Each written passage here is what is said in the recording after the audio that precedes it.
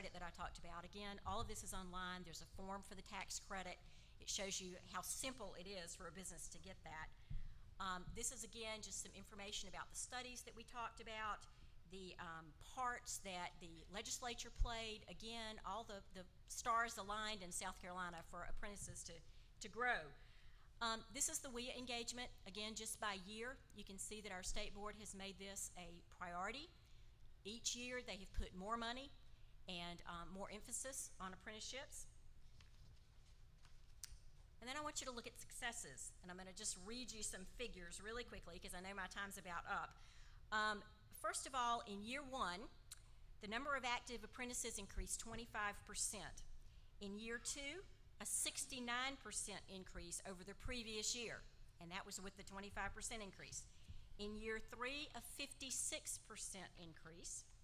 And already in the first month of PY10, which of course for our year is July, we have 7 additional active apprentices and 7 new apprenticeship programs. So again, with $1.5 million in funds, our local WIB, our state WIB has funded over 450 apprentices in over 37 businesses. Again, some of those are in hospices. One of the most interesting is that we partnered with a private hospice firm, Agape Hospice.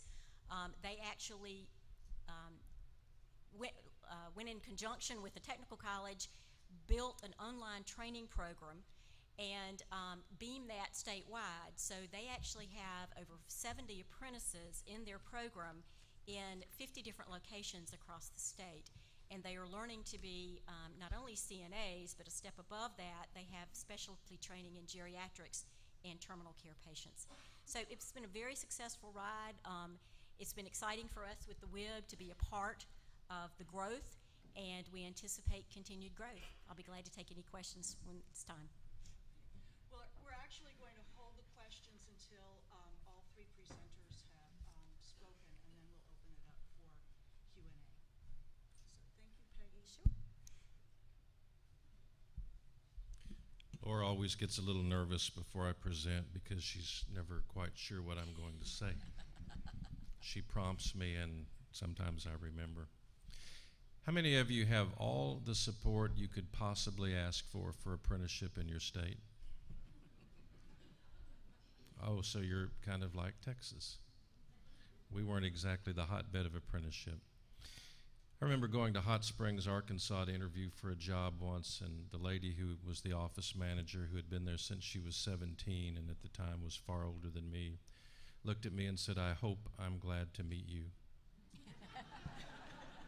And I said, "Well, I hope you're glad to meet me too." She said, "Well, what I mean is I don't take well to change."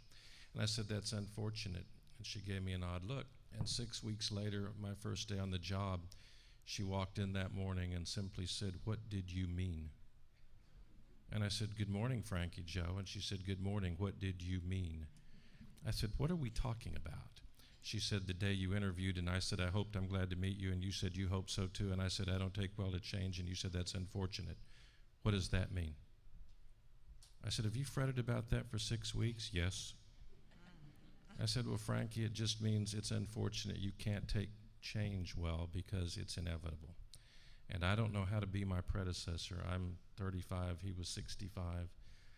He was ending his career. I'm not exactly ready to end mine, at least voluntarily. And that's a change." And she looked at me for a moment, and I said, "Frankie, this organization's lost membership for 5 years. Would you like that to change?" And she said, "Yes." I said, "It's lost money for 8. Would you like that to change?" "Yes." I said, "Well, see, you do like change." She said, "Well, those are good changes." So I've learned that you need to talk about good change. Now, I want to give you something to think about because I'm going to go really quickly through what we did in Texas. But I've learned that if you really do want to affect change, you've got to learn how to sell change.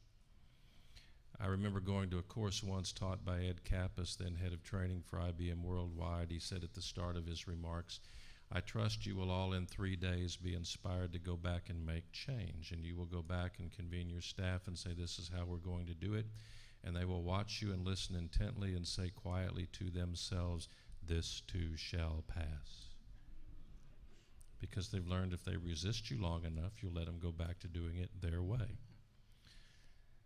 Now, think about that when I give you one more statement, and we're going to then talk about affecting change. Change can be very debilitating when done to you, but pretty exhilarating when led by you. And the thing to think about is the world is changing.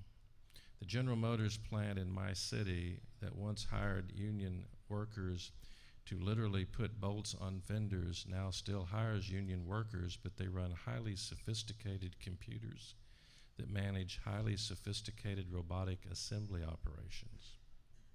That's a change. I don't have any buggy whip manufacturers in Arlington, Texas. I got to tell you that. They've all gone out of business. What I do have are some high demands for occupations in career and technical education. We have a Lockheed Martin plant building one of the most sophisticated jet fighters in the world, and they can't find enough machinists. We have a Lockheed Martin plant building guidance and missile systems, and they can't find welders. And so I agree with my colleague who said we've got to get away from talking about the American dream of a 4-year diploma. The true reality is all of the 9th graders sitting in classes today while we ponder this program, of all those 9th graders, out of every 100, only 68 will even get a high school diploma in 4 years. That's it. And of those 68, only 40 will go enroll in higher ed that fall. And of those 40, only 28 will be there a year later.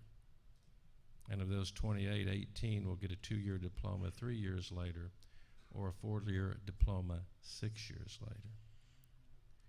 And this program represents an opportunity to capture a significant portion of our workforce, because increasingly they actually need to earn while they learn. And I think that's one of the ways you think about this program. I sat, like you did, in one of these action clinics a few years back, and at least had the option of being the chairman of the state's Workforce Investment Council. He told me this button worked. He misled me. There.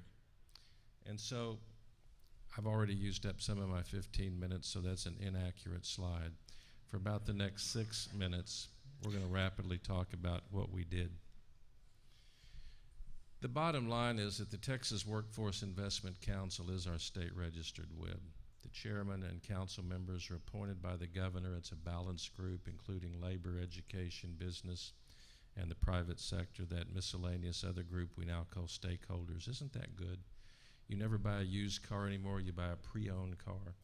You're not others, you're stakeholders, and I like that. But these agencies all are the Texas workforce system. We actually have our programs divided up among all of those agencies. And the Workforce Investment Council every 6 years devises a strategic plan, and the key to that plan is very simple. All of those agencies have to demonstrate that their 6-year plan conforms to and supports the Texas Workforce Investment Council's 6-year plan. We did one really critical thing. We took the entire mission statement down to one sentence, that those 8 agencies would collaborate. There was nothing else in the statement. They had said the previous 6-year plan, oh, we've worked at collaborating, but that's one of 5 points in the mission statement, and look at how well we did in the other 4. So we took the other 4 out.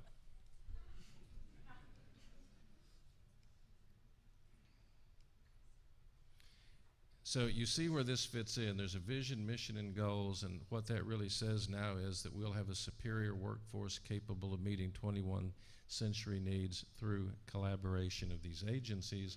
We have 14 long-term objectives and action plans, and here's what we simply did.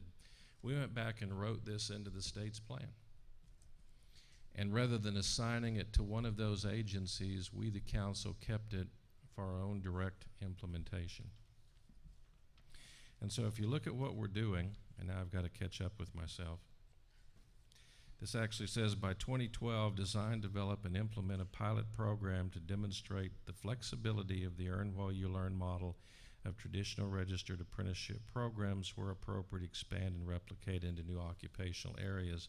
And what we also kept for ourselves at the council level was a career and technical education program we're also going to implement, because we're convinced that a portion of the challenge and acceptance of a registered apprenticeship is also changing the attitude, perception, and understanding of career and technical education in general. And when people tell me every child needs a 4-year education, I say, so tell me again about the 30-some% that won't even get a high school diploma. We're not going to get them in college and get a 4-year diploma. In fact, in the history of this country, we've never come close to getting 50% of the population with a 4-year diploma. And you can look at the statistics of the readiness levels of a workforce in any city, town, country, region of America, and you won't find anything close. So why do we keep kidding ourselves? And why don't we think realistically about not just the young men and women, but the older men and women who really do need our assistance and help? Here's what we basically did. The council launched the strategic planning process in September of '08. We identified priority issues by December of '08. We went to the Action Clinic in Dallas January of '09, so I thank Laura for fitting neatly into our planning process. We had a joint meeting of the council and our Texas team to begin the action plan development in June of '09. We developed the action plan in consultation with all of our stakeholders by the summer of '09. We put this into the plan, submitted it to the governor in September of '09, and in October he approved it. So it literally became a part of what the state is committed to do for the next 6 years. January 10, I appointed an action team that included the Texas Workforce Investment Council, 2 members representing education and labor. I wanted the man who works for me running our education programs to not feel bored or neglected, so I put him on it, and he keeps all the promises I make. That's a good job description, by the way. Have someone on your staff whose job description is keep all the promises you make. We put someone from the Higher Education Coordinating Board who manages higher ed on there because we wanted them to understand the critical nature of this program. We included our U.S. Department of Labor Office of Apprenticeship State Director, the Texas Workforce Commission Manager of Strategic Workforce Initiatives, an Associate Vice President at Temple College, and a member of the Texas Veterans Commission, all on the team designing this program. What's our progress to date? We've identified a number of key industries. Those include energy, allied health, health information technology, and advanced manufacturing. We've taken 2 approaches. We've sent out a call throughout the state for applicants who want to be a part of this multi-year program, and they're going to receive significant support. I'm going to tell you what they're not going to get. We're not going to write them a check. And believe it or not, we've got an unbelievable number of applicants who want the support, the technical assistance, the state backing, the state assistance. But we've said to them, if we give you a grant, you'll develop a program and it'll run nicely as long as the grant dollars hold up. And the moment the grant dollars end, the program will disappear. We've said if you want to be a part of what we're doing, you've got to be willing to develop a program that is scalable, replicable, and sustainable.